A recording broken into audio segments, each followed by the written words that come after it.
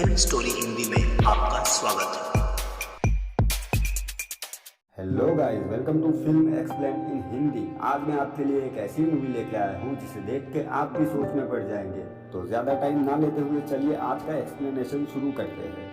Movie की शुरुआत में हमें एक 17 साल की लड़की दिखाई जाती है और तभी वहाँ एक ट्रक आता है और वो उसमें बैठ जाती है। आगे वो हमें ट्रक में बैठी हुई दिखाई जाती है और उसके आंख से आंसू आ रहे होते हैं। तभी ट्रक ड्राइवर की नज़र उसके पैरों पे पड़ती है और वो उस पे हाथ रख देता है और उसे कहता है हमें ऐसी जगह ढूंढनी है जहाँ कोई ना हो। फिर वो ट्रक को रोड के साइड में खड़ा कर देता है और वो लड़की उसके साथ रोमांस करने लगती है। तभी मौका देख वो अपना सूटकेस लेके वहाँ से भाग जाती है। जब वो आगे जाती है तो उसे वहाँ एक घर दिखाई देता है। आगे हमें वो उस घर के बाहर बैठी दिखाई जाती है। तभी वहाँ एक आदमी आता है और वो उससे कहता है क्या मैं आपकी कुछ मदद कर सकता हूँ।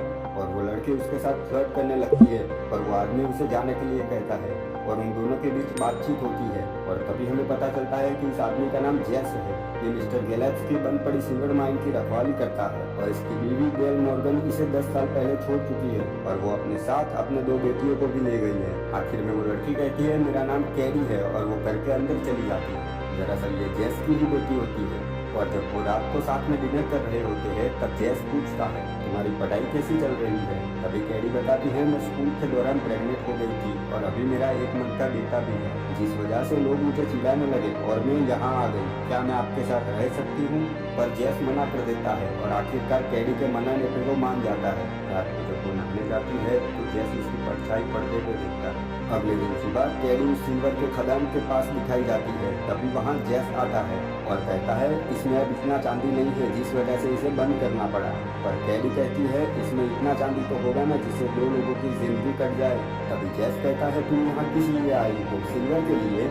बुरी सोच रखने वालों के साथ बुरा ही होता है। तभी कैरी कहती है बुरा काम करने से मेरे साथ एक अच्छी चीज हुई, मुझे एक बेटा मिला और मेरे बच्चे का पिता इस सिल्वर माइन के मालिक गैलेक्स का बेटा है जिसका नाम वॉश है, जिसने मुझसे शादी करने से मना कर दिया क्योंकि मेरा सरनेम टेलर है। और कहती है मुझे अपने बेटे के लिए बुरा काम करना पड़ा तो मैं वो भी करूँगी।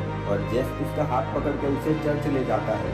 आगे उन्हें दिखाया जाता है कि वो लोग चर्च पहुँच चुके हैं। तभी उन्हें वहाँ एक लेनी मिलता है जो माइंस की चेकिंग का काम करता है। चर्च में उठते सब कैरी की स्टोरी सबको सुनाता है पर वो वहाँ से उठ के बाहर चली जाती है। जेस उसे रोकने की कोशिश करता है पर वो चली जाती है। आगे हमें जेस कैरी का इंतजार करते दिखाया जाता है।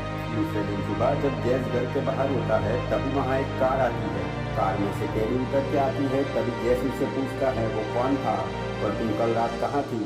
कैरी कहती है मैं अपने फ्रेंड के घर थी और ये उसका भाई था जो मुझे यहाँ छोड़ने आया था। रात को जब कैरी सो रही होती है तभी उसके पास जेस आता है और कहता है तुम यहाँ रह सकती हो, मैं कल जैसा आगे फिर से नहीं करूँगा। पर कैरी कहती है मैं कल चली जाऊँगी। तभी जेस कहता है नहीं तुम नहीं जाओगी, हम कल से खदान में काम शुरू करेंगे। अगले दिन खदान में वो हमें काम करते दिखाए जाते हैं पर उनको कुछ नहीं मिलता। और जब वो घर आते हैं तो कैरी थक की वजह से सो जाती है पर वहाँ जेस आता है और उसे उठाता है और कहता है गर्म पानी से नहा लो, तुम्हें अच्छा लगेगा। और कैरी उसके सामने कपड़े उतार के नहाने लगती है। तभी कैरी कहती है क्या तुम मेरी पीठ पे मालिश कर दोगे, मुझे दर्द हो रहा है। और जब जेस मालिश कर रहा होता है तो उन दोनों को अच्छा फील होता है पर जेस खुद को रोक देता है और कहता है ये सब गलत है। तभी कैरी कहती है मुझे अच्छा लग रहा है और शायद आपको भी। जेस कहता है तुम मेरी बेटी हो और कैरी कहती है मैं एक औरत भी हूँ। तभी जेस वहाँ से चला जाता है। अगले दिन जब वो खदान में काम कर रहे होते हैं तभी उन्हें वहाँ काफी चांदी मिलती है जिसे देख कैरी खुश हो जाती है। खदान के बाहर हमें एक दिखाई देता है जो उनकी सारी बातें सुन रहा होता है। अगले दिन जब वो चांदी बेचने शहर जाते हैं तभी कैरी एक ड्रेस शॉप पे उतर जाती है और जेस से कहती है तुम जाओ मैं तब तक यहाँ शॉपिंग कर लेती हूँ। और जब जेस वापस आता है तो उसे पता चलता है कि वो सामने बार में चली गई है। जब वो वहाँ जाता है तो देखता है कि कैरी किसी लड़के के साथ डांस करते हुए शराब पी रही है। तभी जेस कहता है घर चलो पर कैरी कहती है मैं इन लोगों के साथ जाऊंगी, कभी कभी मुझे भी अच्छी फीलिंग्स चाहिए। जेस उसे रोकने की काफी कोशिश करता है पर कैरी इनकार करके वहाँ से चलने लगती है। तभी जेस कहता है तुम मेरे साथ चलो और कैरी मान जाती है। तभी वो लड़के जेस को पीटने लगते हैं और जेस कैरी को भागने के लिए कहता है पर कैरी उन लड़कों पे हमला कर देती है और वो दोनों मिलकर उन्हें वहाँ से भगा देते हैं। आगे वो हमें कोर्ट में दिखाए जाते हैं जहाँ उनको $12 का फाइन लगता है। और जब वो घर पहुँचते हैं तो उसे वहाँ अपनी बहन जेनी दिखती है और वो अपने साथ कैरी के बेटे को भी लाई होती है। और जब कैरी अपने बच्चे को जेस के पास लाती है तो वो वहाँ से चुप होकर निकल जाता है। आगे हमें जैस अपने पोते के साथ खेलता हुआ दिखाया जाता है। तभी उसकी नजर उस बच्चे के पेट पे बने बर्थ मार्क पे जाती है। तभी जेनी कहती है कि वॉश केडी से शादी करने को तैयार है और वो उसे कल लेने आ रहा है। अगले दिन जब वॉश आता है तो केडी भाग के उसके सामने जाती है और कहती है यहाँ क्यों आए हो, वापस चले जाओ। पर आखिरकार वॉश के मनाने पे केडी मान जाती है। फिर वो जैस के पास जाता है और सबसे माफी मांगता है और वो सब उसे माफ भी कर देते हैं। जब रात को सब साथ में होते हैं तो मैक्स कहता है हम 2 दिन में शादी करेंगे। तभी उन्हें वहाँ एक लेनी आते दिखता है, जिसे देख के जैस अपनी बंदूक लेके आता है और कहता है कि यहाँ से चले जाओ। तभी दिखाया जाता है कि उसके साथ बेल होती है। बेल बीमार होती है इसलिए वो अपने पोते को देखने आती है और उसके साथ उसका पति मॉक भी होता है। जब बेल और जैस बात कर रहे होते हैं तभी अचानक बेल की तबीयत खराब हो जाती है और जब जैस रूम से बाहर आता है तभी मॉक रूम में जाता है। तभी बेल एक सुई जैसी चीज से उस पर हमला कर देती है पर मॉक अपने बचाव में उसे मार देता है। अगले दिन अंतिम संस्कार के दौरान जैस को एहसास होता है कि एड को खदान के बारे में पता चल चुका है। आगे हमें वो गन लेके खदान में जाता दिखाई देता है और उसे वहाँ बिना शर्ट पहने मॉक दिखता है जो खदान में सिल्वर की चोरी कर रहा होता है और उन दोनों के बीच बहस होती है। तभी उसकी नजर मॉक के पेट पे बने बर्थ मार्क पे जाती है और उसे लगता है कि मॉक केडी के साथ इंटीमेट हुआ है और वो बच्चा किसी का है।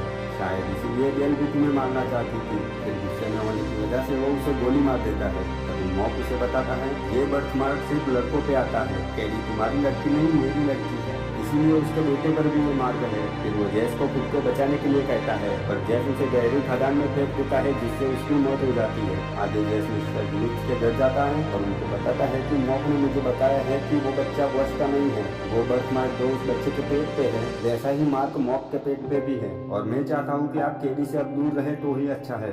दरअसल जैस अब केडी को पाने के लिए कुछ भी करने को तैयार है क्योंकि अब उसे पता चल चुका होता है कि केडी उसकी बेटी नहीं है। अगले दिन केडी और वॉश की शादी होती है। केडी वॉश का इंतजार करते हुए दिखाई जाती है पर वॉश उसे लेने नहीं आता जिस वजह से वो दुखी हो जाती है। आगे हमें दिखाया जाता है कि केडी और जैस लंच कर रहे होते हैं। तभी जैस केडी के पैरों पे अपना हाथ रखता है और उसे खदान में फिर से काम शुरू करने की बात करता है और केडी मान जाती है। अगले दिन हमें वो दोनों खदान की तरफ जाते दिखाए जाते हैं। तभी केडी गिर जाती है और वो दोनों रोमांस करने लगते हैं जिससे एड उन्हें देख लेता है। फिर वो खदान पहुंचते हैं और इंटीमेट होते हैं। अगले दिन जब वो खदान से चांदी निकाल रहे होते हैं तभी वहाँ पुलिस आती है और उनके साथ एड भी होता है और पुलिस उन्हें बताती है कि आपके खिलाफ अरेस्ट वारंट है। और जब जैस पूछता है कि किस आरोप में तब वो कहता है इंसेस्ट। अगर आपको नहीं पता तो मैं आपको बता दूं कि अपनी फैमिली में किसी के साथ सेक्सुअल संबंध होना एक गुनाह है। अगले दिन एड हमें कोर्ट में गवाही देते दिखाई देता है और फिर जज कहता है तुम दोनों ने कुदरत के खिलाफ काम किया है, तुम दोनों को सजा होगी। जिसे सुन के जैस कहता है मैंने केडी के साथ जबरदस्ती की है। दरअसल जैस केडी को सजा ना हो इसलिए खुद को दोषी साबित करने की कोशिश करता है पर केडी कहती है उन्होंने मेरे साथ कोई जबरदस्ती नहीं की, उसमें मेरी भी मर्जी थी। तभी जज उनको सजा सुनाने ही वाला होता है कि जैस कहता है कि केडी मेरी बेटी नहीं है, वो मोक की बेटी है और वो जज को उस बच्चे के पेट पर बने बर्थ मार्क को दिखाता है और कहता है कि मोक की फैमिली के हर एक लड़के पे ये बर्थ मार्क होता है। जिसे साबित करने के लिए वो एड का शर्ट फाड़ देता है और जज उनको बाइज्जत बंद कर देता है। दरअसल मॉक और एड सौतेले भाई होते हैं, इसी वजह से उसके पेट पे भी बर्थ मार्क होता है। आगे हमें दिखाया जाता है कि वॉश केडी को लेकर दूसरे शहर चला जाता है और जब जैस अपनी कार लेकर निकलता है तो एड हमें उसका पीछा करता दिखाया जाता है और इस मूवी का अंत यही हो जाता है।